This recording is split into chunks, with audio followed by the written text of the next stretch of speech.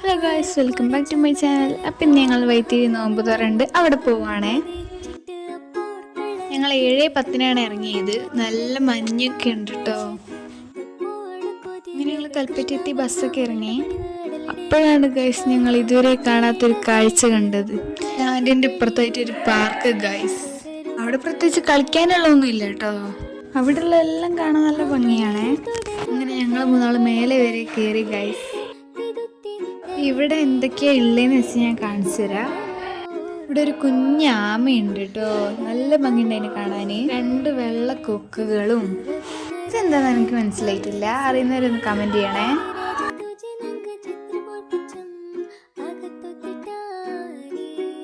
പിന്നെ ഈ കൗതുകത്തിൽ ഞങ്ങൾ നോക്കുന്നത് എന്താ നിങ്ങൾക്ക് അറിയണ്ടേ ഗൈസ്. ഇവര് ഞാൻ കാണിച്ചു തരാം. ഇത് മറ്റേ തയ്ക്കുന്ന മെഷീൻ എങ്ങനെയോ ആക്കിയെടുത്തതാണ് ഗൈസ്. പിന്നെ ഇവിടെ എടുത്ത് പറയേണ്ട ഒരു കാര്യമുണ്ട്. അതാണിത്.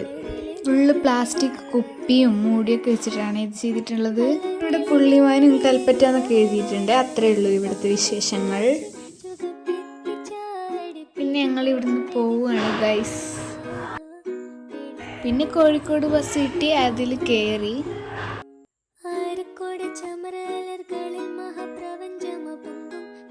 അങ്ങനെ ഞങ്ങൾ വൈത്തിരി എത്തി ഗൈസ്. ഇനി അങ്ങോട്ട് അടിപൊളി കാഴ്ചകളാണ് ഞാൻ കാണിച്ചു തരാം. ഫസ്റ്റ് ആയിട്ട് ഈ പുഴയാണ്. എങ്ങനെയുണ്ടെന്ന് കമന്റ് ചെയ്യൂ ഗൈസ്. പിന്നെ ഇവിടെ തേയില ചെടികളാണ് ഇനിയുള്ളത്. അങ്ങനെ ഞങ്ങൾ നടന്ന് അവിടെ എത്തി ഗൈസ്. ഇതാണ് ഞങ്ങളുടെ വൈത്തിരി വീട്. പിന്നെ ഞാൻ അവിടെ എത്തി ഡ്രസ്സൊക്കെ ചേഞ്ച് ചെയ്തു. പിന്നെ കുറച്ച് കഴിഞ്ഞപ്പോൾ നോമ്പ് തുറേൻ്റെ ഐറ്റംസ് ഒക്കെ ഉണ്ടാക്കാൻ തുടങ്ങി കേട്ടോ.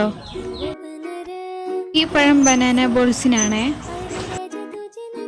പിന്നെ ഉള്ളത് ഇറച്ചിപ്പത്തലാണ്. അടുത്തത് ഫ്രൂട്ട് സലാഡ്.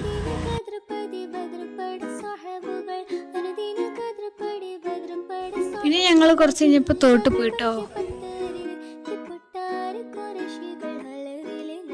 ആർക്കെങ്കിലും ഇങ്ങനത്തെ പരിപാടി ഉണ്ടോ ഗൈസ്? നീടല് കാണുമ്പോൾ ഇങ്ങനെ. പിന്നെ ഞങ്ങൾ തോട്ടിലെത്തി. നല്ല തെളിഞ്ഞ വെള്ളാട്ടോ ഗൈസ്.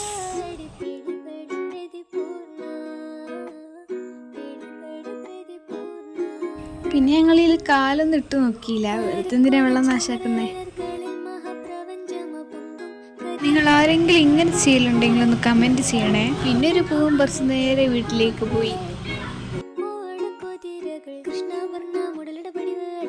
നോമ്പ് തുറക്കാനുള്ള ഈത്തപ്പഴവും ബനാന ബോൾസും സമൂസ ഉണ്ടായിരുന്നു കേട്ടോ. 2 ടൈപ്പ് ജ്യൂസും കട്ട്ലേറ്റും പിന്നെ ഇറച്ചിപ്പത്തലുമാണ്. ഫ്രൂട്ട്സും കൂടെ വെച്ചപ്പോൾ ടേബിൾ നിറഞ്ഞു. അപ്പം ഇത്രയേ ഉള്ളൂ. ബൈ.